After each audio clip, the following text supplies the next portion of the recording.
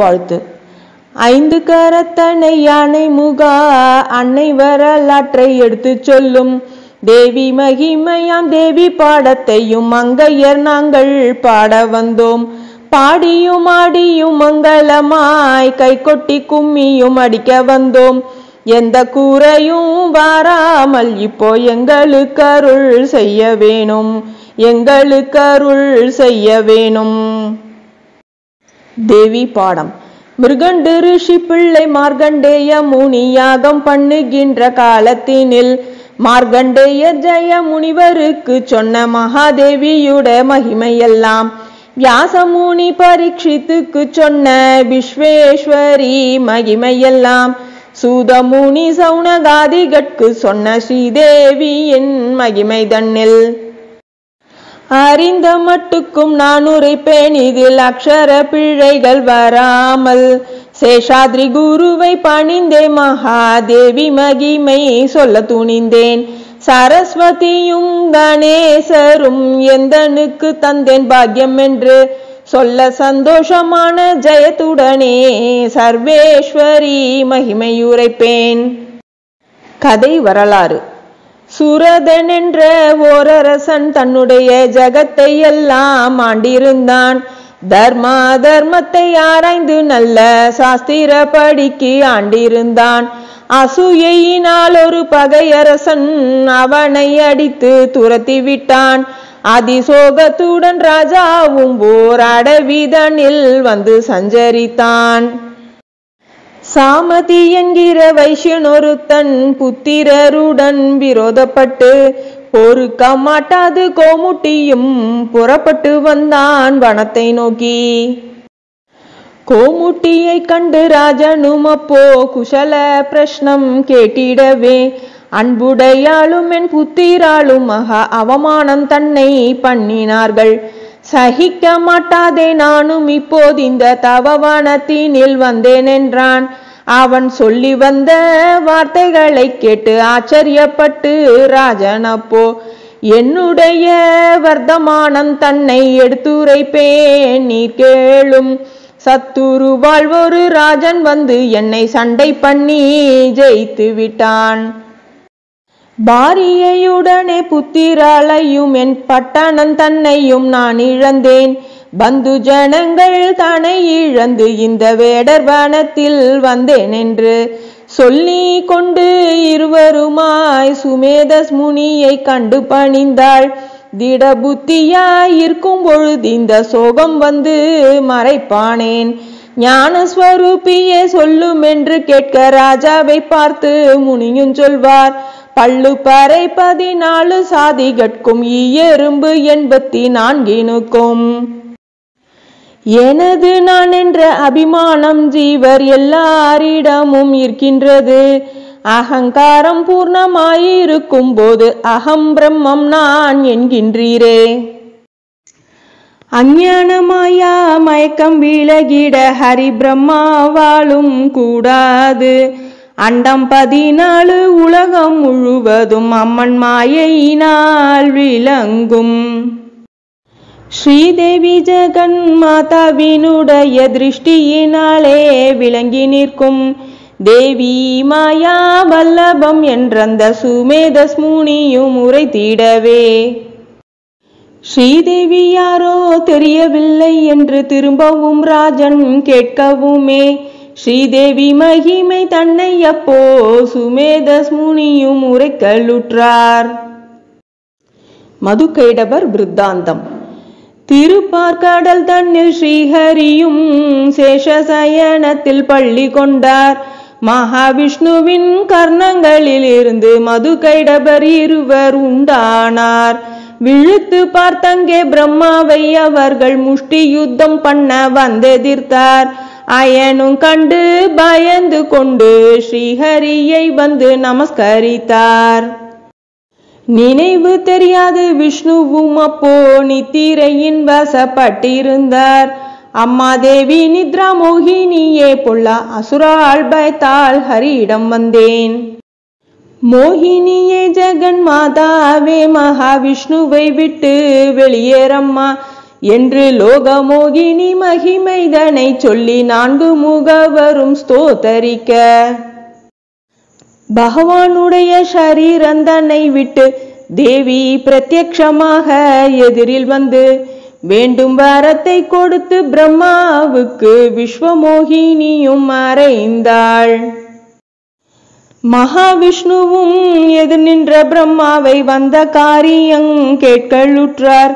நீர் யோக நித்திரை பண்ணுகின்ற போது உம்முடைய கர்ணங்களிலிருந்து மது கைடபர் என்று 2 பொல்லாத மகாசூரர்கள் உண்டானார். அந்த அசுரரை கொல்ல வேண்டுமென்று ஹரியை பிரம்மனும் நமஸ்கரித்தார்.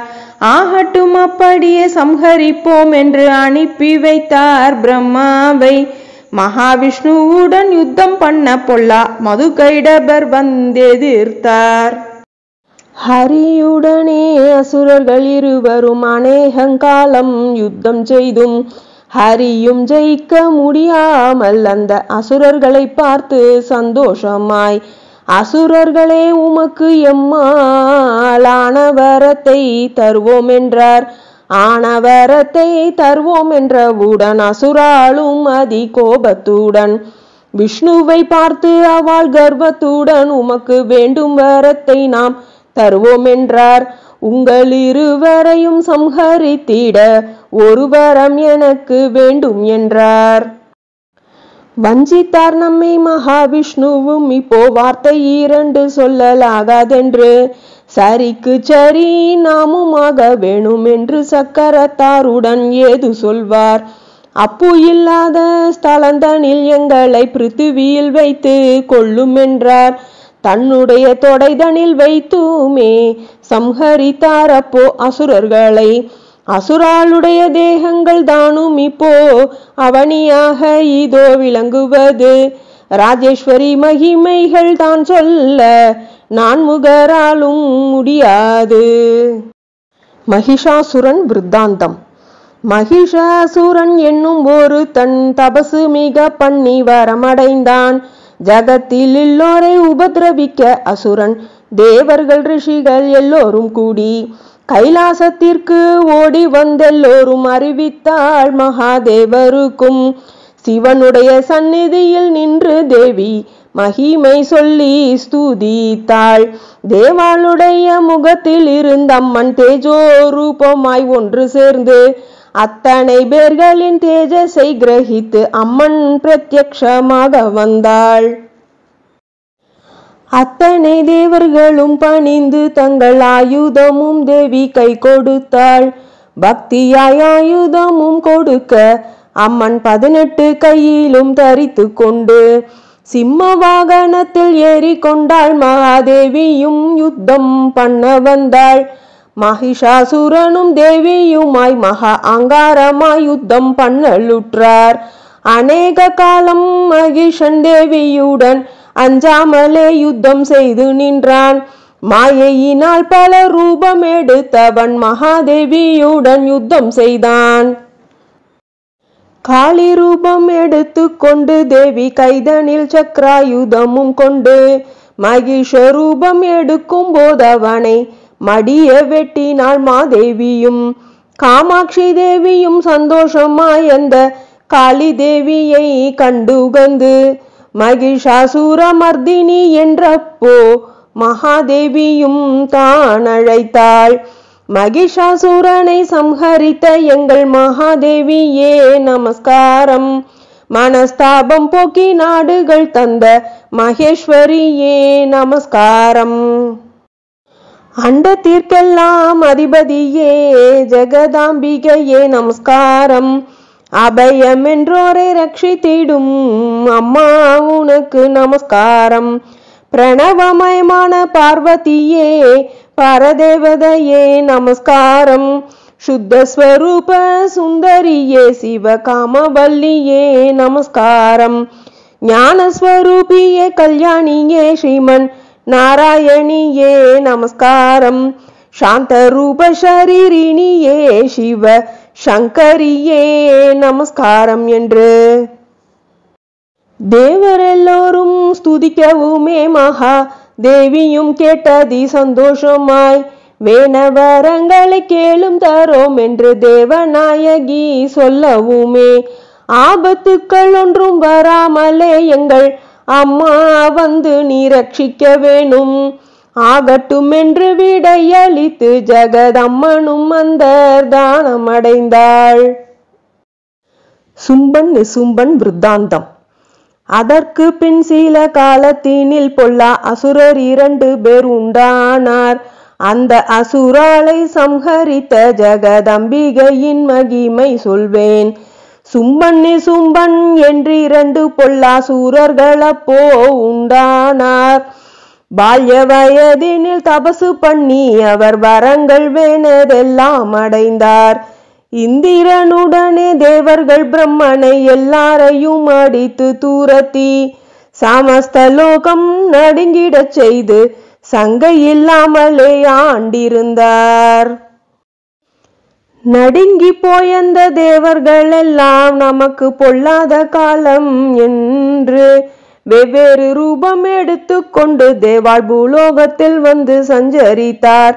41 சதுர்யுகமாய் தேவர் ராஜ்யம் தன்னை இழந்திருந்தார். விமோச்சனம் ஒன்றையும் காணோமே என்று விஷ்ணு உலகத்திற்கோடி வந்தாள். நடுங்கி வந்தீர்கள் தேவர்களே, இப்போ நம்மால் இதற்கொன்றுமாகாது. விஷ்ணு மூர்த்தியும் தேவரும் இந்திரனும் விரிஞ்ச மூர்த்தியும் கூடிக்கொண்டு மகாமேரு பர்வத சாரலிலே வந்து பிரம்மாதி தேவரெல்லாம் இதற்கு நாம் என்ன செய்ய போறோம் என்று ஏக்கமடைந்தார் அமராளெல்லாம். புத்தியுள்ள ஒரு தேவன் அப்போ எண்ணி பூர்வத்தில் தேவியும் சொன்னாரே, ஈடு கண் வந்திட்ட வேளையினிலே என்னை ஸ்துதியுங்கள் என்றாரே. ஆமாமும் அதுவும் உள்ளதென்றெண்ணியே அமரால் எல்லாரும் கூடிக்கொண்டு நமஸ்தே நமஸ்தே என்று சொல்லியப்போ ராஜேஸ்வரியை ஸ்தோத்தரித்தார். மூலாதாரி சரஸ்வதியே ஜெகன் மோகினியே நமஸ்காரம், மாயாதாரியே லட்சுமியே மகேஸ்வரியே நமஸ்காரம், பகவான் தேகத்தில் பாதி என்றோ எங்கள் பார்வதியே நமஸ்காரம், எங்களை ரட்சிக்க வேண்டும் இப்போ ஜெகதீஸ்வரியே நமஸ்காரம் என்று தேவர் எல்லாருமாய் ஸ்தோத்தரிக்க தேவியும் பிரத்யக்ஷமாக வந்து அஞ்சாதேயுங்கள் நீங்கள் என்று அபயஹஸ்தம் கொடுத்தாள் தேவருக்கு. ஹிமய பர்வதம் தன்னில் வந்து தேவி கன்னிகா ரூபம் எடுத்துக்கொண்டு கோகிலம் போலும் குரலுடையாள், கொம்புத்தேன் போலும் மொழியுடையாள், ஹம்சம் போலும் நடையுடையாள், அபயம் கொடுக்கும் கரமுடையாள், மன்மதன் கை கொண்ட விற்போலும் உள்ள வளைந்த புருவ சிலை அழகும், முத்துக்கோத்தார் போல் பல்லொலியும் பவழம் போன்ற அதரங்களும், பட்டமும் சுட்டியும் நெற்றி தன்னில் மின்ன பாதக்கம் சரப்பளி மார்பிலசைய, தண்டை சீலம்பு கலகலவென்ன காலில் சீலம்பு கொஞ்சி சலுச்சலன்க, சொர்ணமயமான ஊஞ்சலில் இருந்து கோடி சூரியர் உதித்தது போல், தங்கத்தினாலான சங்கிலியை தொட்டு தானே பாடிக்கொண்டு ஆடலுற்றாள். சண்டமுண்டர் என்ற 2 அசுரர்கள் தேவி கானம் தன்னை கேட்டு ஓடி வந்து தண்டை சீலம்பு கலகலவென்ன காலில் செய்தியொன்று எடுத்துரைப்பாள். எங்கள் ராஜாவின் பிரதாபங்கள் தன்னை இத்தனை நாளிலும் கேட்டிலையோ, சும்பன் சும்பன் என்று 2 பேர்கள் 3 உலகமும் ஆண்டிருக்காள். உமக்கு மெத்த அழகிருந்தும் இப்போ போக பாக்கியம் புஜியாமல் அதிசயமான ரூபத்துடன் நீரும் தனித்திருக்கின்ற காரியமேன், எங்கள் ராஜனுக்கே ஏர்வையம்மா நீர் இந்த க்ஷணத்தினில் வாரும் அம்மா. வாரும் என்ற சூரன் சொல்லவுமே மகேஸ்வரியும் எடுத்துரைப்பாள். ஸ்திரீ புத்திக்கு ஸ்திரமில்லையே, நான் தெரியாமலே ஒன்று செய்து விட்டேன். பிரதிஜை ஒன்று செய்து கொண்டேன், என் பர்த்தாவாய் வர வேணுமென்றால் யுத்தம் பண்ணியே என்னை ஜெயித்தவர் எனக்கு இஷ்டமாகிய பர்த்தாவென்று உங்கள் ராஜாவுக்கு சொல்லுங்கள் என்ற அம்மன் உத்தரம் சொல்லி அனுப்பி வைத்தாள். சண்டமுண்டரும் ஓடி வந்தார் அந்த சும்பனி சும்பர் அண்டையினில். உச்சிதமாகிய ரத்தினங்கள் உங்களிடத்தில் இருந்தாலும் சேர்க்க வேண்டிய ரத்தினங்களில் ஸ்திரீ ரத்தினம் உங்களுக்கில்லையே. ஏற்றமானதோர் கன்னிகாரத்தினம் ஹிமய பர்வதத்தில் இருக்காள். சகாயமாக புருஷர்களும் இல்லை, தனித்திருக்காள் சகியுடனே. சண்டமுண்டரும் சொல்லவுமே சும்பாசூரன் கேட்டு சந்தோஷமாய் சும்பன் மகிழ்ந்து தன் மந்திரியான சுக்ரீவன் தன்னை கிட்டழைத்து என் மகிமைகளை அவளுக்கு உரைத்து நல்ல இஷ்டமாகிய வார்த்தை சொல்லி வசமாக்கி கொண்டு வாருமென்று அனுப்பி வைத்தான். சுக்ரீவன் கேட்டு சந்தோஷமாய் வெகு சீக்கிரமாகவே ஓடி வந்தான். தேவி அருகினில் கிட்ட வந்து மெல்ல செய்தியை நன்றாய் எடுத்துரைப்பான். எங்கள் ராஜாவின் செய்தி பிரதாபங்கள் வந்தவர்கள் இங்கே சொல்லலையோ. சும்பனி சும்பன் என்று 2 பேர் 3 உலகம் கட்டி ஆண்டிருக்கார். உமக்கு மெத்த அழகிருந்தும் நல்ல போக பாக்கியம் புஜியாமல் இந்த அதிரூப சௌந்தரியத்துடன் தனித்திருக்கின்ற காரியமேன். எங்கள் ராஜாவிற்கு ஏர்வையம்மா நீர் இந்த க்ஷணத்தினில் வாருமென்றான். வாருமென்று அழைக்கவுமே அவன் மகேஸ்வரியும் ஏது சொல்வாள். சபதம் ஒன்றல்லவோ செய்திருக்கேன், சத்தியமாகவே சொல்லுகிறேன். சண்டையிட்டு என்னை ஜெயித்தவர்கள் கொண்டு போகலாம் என்று சொல்லி உங்கள் ராஜாவிற்கு சொல்லுங்கள் என்று உத்தரம் சொல்லி அனுப்பி வைத்தாள். சுக்ரீவன் கேட்டு கோபத்துடன் சும்பாசூரன் கிட்ட வந்து சொன்னான். சும்பாசூரன் கேட்டு கோபத்துடன் தூம்ரலோச்சனனை கிட்டழைத்து நயபயமாய் அவளுக்கு சொல்லி நம் மகிமையை எடுத்துரைத்து இந்த செய்தியொன்றையும் கேட்காவிட்டால் சிக்ஷை பண்ணி கொண்டு வாருமென்றான். தூம்ரலோச்சனன் கேட்டு சந்தோஷமாய் துரிதமுடன் தேவி கிட்ட வந்து ஏனம்மா இந்த அக்கிரமம் உனக்கு எங்கள் ராஜரிடத்தினிலே சேராதே போனால் உம்மை இப்போ நான் சிக்ஷை பண்ணுவேன் என்று சொல்லி அதட்டியே சில வார்த்தை சொல்லி அவன் இழுக்க வந்திட்டான். அம்மனையும் பார்த்து அம்மனும் ஹுங்காரம் பண்ணவே பஸ்பமாகவே எரிந்து போனான். தூம்ரலோச்சனன் பட்டு போனான் என்று தூதர்கள் ஓடி சொன்னாருடனே மந்திரியும் பட்டு போனான் என்றவுடன் மண்டி எறிந்து கண்கள் சிவந்து சண்டமுண்டரை கிட்டழைத்து நீங்கள் சம்ஹரித்திங்கே வாருமென்றான்.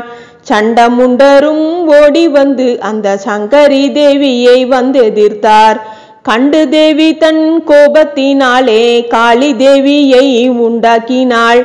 அவள் சண்டமுண்டர் தலையை வெட்டி சிவ சங்கரி தேவி முன் வைத்து நின்றாள். சங்கரி அம்மனும் சந்தோஷமாய் அப்போ சாமுண்டி என்ற பேதான் கொடுத்தாள். தேவர்கள் எல்லாரும் கூடிக்கொண்டு மகாதேவிக்கு புஷ்ப மலர் சொரிந்தார். சண்டமுண்டரும் பட்டார் என்று கேட்டு சர்ப்பம் போலே அவன் சீறிக்கொண்டு தனக்குண்டானதோர் சேலைக்கெல்லாம் அப்போ அரைக்கணத்தினிலே ஆணையிட்டான். 84,000 சேனைகளும் இமை பொழுதினில் கூட்டி வைத்தான். அதிபலவானான இரத்த பீஜன்றனை அம்பிகை முன்னால் அனுப்பி வைத்தான். சகல தேவர்கள் அம்சங்களும் சேர்ந்து சப்த மாதர்கள் உண்டானாள்.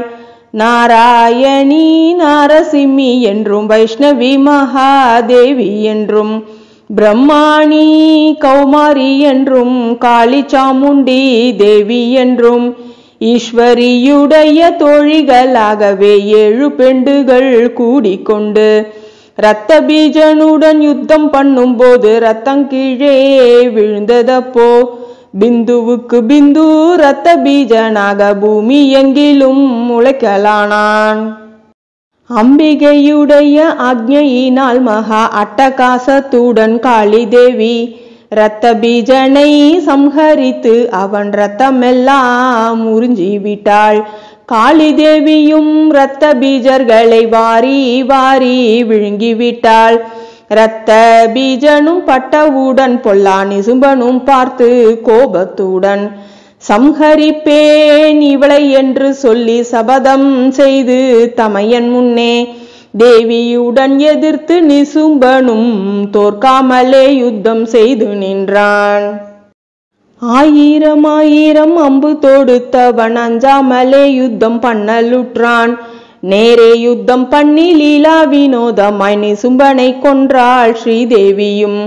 தம்பியும் பட்டதை கேட்டு சும்பாசூரன் சங்கை இல்லாத கோபத்துடன் அம்பிகை எதிரில் வந்து சும்பாசூரன் ஆங்காரத்துடன் ஏது சொல்வான். யுத்தம் பண்ண தெரிந்தவளே எங்கள் இத்தனை பேரையும் எய்த்தாயடி, நீயும் யாருமில்லாதே இருந்தாயடி, நீயும் 7 பேரும் நிப்போ நின்றாயடி. என் அளவில்லாத சேனைகளுக்கெல்லாம் அனலாக வந்து நின்றாயடி, என் சங்கை இல்லாத சேனைகளுக்கெல்லாம் சதிகாரியாக நீ வந்தாயடி. சதிகாரியடி நீயும் இப்போ என்னை சற்பனை செய்யவே வந்தாயடி. வஞ்சித்தாயடி நீயும் என்னை இப்போ வார்த்தைகள் 2 சொன்னாயடி. ஒருத்தியாக இருந்து கொண்டன்றோ நீ உத்தரஞ்சொல்லி அனுப்பி வைத்தாய். அத்தனை பேர்களை சேர்த்து கொண்டு இப்போ அதட்டுகிறாயடி நீயும் என்னை. உன் அழகான உருவத்தை கண்ட பின் அமர்புரிய வெண் கையெழுமோ, தூரத்தி எல்லோரையும் காளியை என்னுடன் தொந்த யுத்தம் பண்ண சொல்வாயென்றான். சும்பன் வார்த்தையை கேட்டு சகிகளே இங்கே வாருங்கள் என்றழைத்து வாரி அணைத்தாள். சகிகள் எல்லோரையும் மாரோடு மறைத்து ஐக்கியமானாள். 2ஆம் பேர் இங்கில்லை காளியுடன் நீ எதிர்த்து யுத்தமும் பண்ணு என்றாள். அம்மன் செயலையும் வார்த்தையையும் கேட்டு அம்பு பட்டால் போலும் தான் அருகி. சும்பாசுரனும் காளிகாதேவியும் தோற்காமலே யுத்தம் பண்ணலுற்றார். அடித்த பந்து கிளம்பினால் போலவன் ஆகாயத்தினிலே கிளம்பி ஒருவருக்கொருவர் சளையாமல் அங்கு ஓடோடி யுத்தமும் பண்ணினார்கள். சும்பாசுரனும் காளிகாதேவியும் தொந்த யுத்தமும் பண்ணினார்கள். தேவர்கள் எல்லாம் பயத்துடனே மகாதேவியை ஸ்துதித்து கொண்டிருந்தார்கள். எத்தனை பொழுதாக யுத்தம் பண்ணுவோம் என்று காளியும் கோபத்துடன் சும்பாசூரனை வதைத்தாள். காளியும் துர்காதேவி என்ற அம்மனை அழைத்தாள். துர்காதேவி அம்மன் அசுரனை வதைக்க தேவர்கள் புஷ்ப மழை சொரிந்தார். அத்தனை தேவர்களும் கூடி ஜெகதம்பிகை தன்னை ஸ்துதிக்கலானார். சும்பனி சும்பரை சம்ஹரித்த எங்கள் துர்கா தேவிக்கு நமஸ்காரம். துக்கம் போக்கியே நாடு தந்த எங்கள் தேவியே உமக்கு நமஸ்காரம். சண்டமுண்டனை சம்ஹரித்த எங்கள் துர்கா தேவிக்கு நமஸ்காரம். இரத்த பீஜனை சம்ஹரித்த எங்கள் பத்ரகாளியே நமஸ்காரம் என்று பக்தியாய் தேவர் பணிந்து ஸ்துதித்திட பரதேவியும் பார்த்து சந்தோஷமானாள். தேவியை பூஜித்து ஸ்துதித்தவர்கள் அடையும் பலனை விவரித்தல். ஆபத்துக்கள் ஒன்றும் வாராது அன்புடன் இதை படித்தவர்க்கு, பேய் பிசாசுகள் அண்டாதவருக்கு புத்திர சோகம் அனுபவியார். தரித்திரங்கள் அனுபவியார். தீர்க்காயுசையும் நான் கொடுப்பேன், புத்திர சம்பத்தும் நான் கொடுப்பேன். பரதேவதை பக்தியை செய்த பேர்க்கு விப்ரர்கள் இதை கேட்டுவிட்டால் வேத சாஸ்திரம் விருத்தியாகும். சத்திரியர்கள் இதை கேட்டுவிட்டால் ஜெயத்துடனே அரசாழ்வர். வைசியர்கள் இதை கேட்டுவிட்டால் வியாபாரத்தில் வெகு லாபம் உண்டாம். சூத்திரர்கள் இதை கேட்டுவிட்டால் நல்ல ஜெயமடைவார் கிருஷி தொழிலில். ஸ்திரீகள் பக்தியுடனே படித்தால் இதை தீர்க்க சுமங்கலியாயிருப்பாள். கன்னியா பெண்கள் இதை படித்தால் நல்ல கணவர் தன்னை அடைந்திடுவாள். நவராத்திரியில் தவறாமல் பூஜித்தால் ராஜேஸ்வரியின் கிருபையடைவார். பஞ்சபாவங்களில் பக்தியாய் பூஜித்தால் பரதேவியின் பதம் அடைவார்.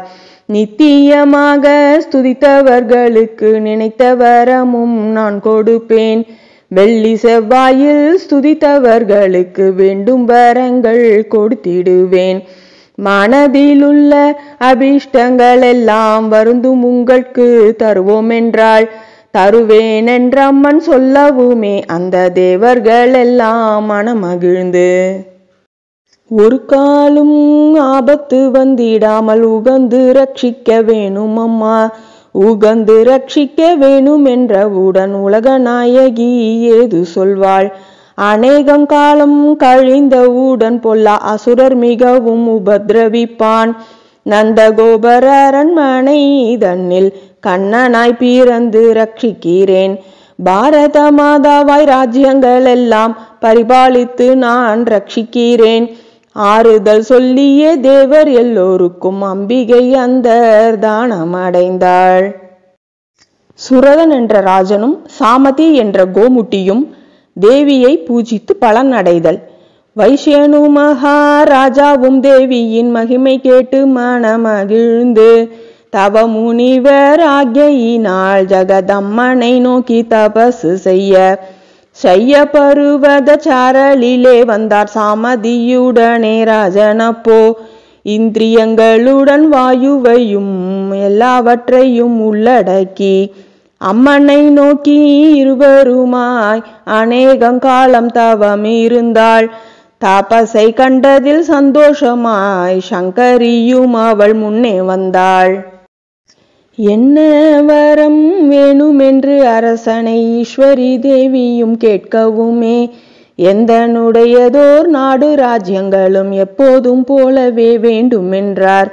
ராஜ்யத்தை அடைவாய் என்றம்மன் ராஜாவை பார்த்து வரம் கொடுத்து அம்மன் 60,000 ராஜ்யத்தை ஆண்டு அவதரிப்பாய் மனுவாக. ராஜாவை பார்த்து வரம் கொடுத்து அம்மன் சாமதியை பார்த்து கேளுமென்றாள். உங்கள் ஐக்கியம் ஒன்றுமே போதும் அம்மா, உம்முடைய கிருபை வேணும் அம்மா. அப்படியே உந்தன் சித்தம் துலங்கியே ஆத்ம ஞானம் அடைந்திடுவாய், ஜீவன் முக்தி அடைந்திடுவாய் என்று தேவியும் அந்த தானம் அடைந்தாள். ராஜனும் தேவி கிருபை அடைந்து தன் ராஜ்யம் அடைந்து ஆண்டிருந்தான். சுமேதஸ் முனியின் ஆசிரமத்தில் சாமதியும் ஞானவானாயிருந்தான். தேவி பாகவத புராணத்தில் உள்ள சிறந்த 5ஆம் ஸ்காந்தமிதை துஷ்ட அசுரரை சம்ஹரித்த இந்த தேவி மகிமை படித்தவர்கள் அன்புடன் தேவி மகிமை தன்னை சொல்லி அனுதினமும் ஸ்துதித்தவர்கள் அம்பிகை பாதார விந்தத்திலே அவர் ஐக்கிய பதம் அடைந்திடுவார். மங்களம். மங்களம் ஜெய மகாதேவிக்கு மங்களம். மங்களம் லலிதா தேவியுடன் மகாகாளிக்கு மங்களம். சங்கு சக்கரம் கையில் தரித்த சக்கரநாதைக்கு மங்களம். சங்கையில்லாத அசுராளை கொன்ற சாமுண்டி தேவிக்கு மங்களம். துஷ்ட அசுராளை ஜெயித்த துர்கா தேவிக்கு மங்களம். சிஷ்டர்களான தேவரை காத்த ரத்தாம்பாளுக்கு மங்களம். இஷ்ட தெய்வமாம் எங்களை ரட்சிக்கும் யமஸ்வரூபிக்கு மங்களம். கஷ்டம் நீக்கி கருணை பொழியும் காமாட்சி தேவிக்கு மங்களம். அஷ்டபோக பாக்யமளிக்கும் ஆதிசக்திக்கு மங்களம். துஷ்டபண்டாசுரனை வதைத்த ஸ்ரீலலிதைக்கு மங்களம். சகல தேவ ஸ்வரூபியான சக்தி கௌரிக்கு மங்களம். அகில லோகத்தை பரிபாலித்திடும் அம்பாதேவிக்கு மங்களம். வாழ்க தேவி நாமம் வாழ்க, மறைகள் வாழ்கவே மங்களம். வாழ்க மானிடர் வாழ்க, ஆவினம் வளமையாகவே மங்களம். பக்தரு கருள் பொழியும் ஸ்ரீ பரதேவி வாழ்கவே மங்களம். அத்யந்த பக்தியுடனே படிக்கும் அன்பர் வாழ்கவே மங்களம். மங்களம் சுபமங்களம், மங்களம் சுபமங்களம்.